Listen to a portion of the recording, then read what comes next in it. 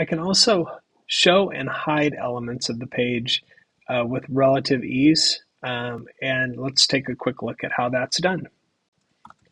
Okay, to get us started, I've left my my button listener in place here, so that when we can click this button, let's show and hide this div right here, and that div we can use the class selector local data to grab that or interact with that.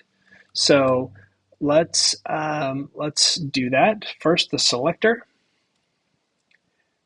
local data, and let's say we want to hide that. Okay, so we're going to click that and save that, and when we click it, there it goes. It is now hidden. Now, if you want to take note, that element is still there.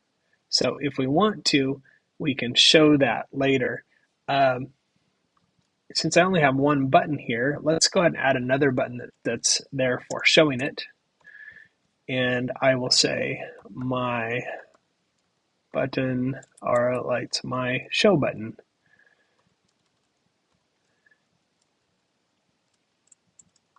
Show me. So I might as well hide that one. There we go. Now we've got a hide me and a show me button. So we want to replicate what we have above there. We can say my show button dot click function, and then we're going to say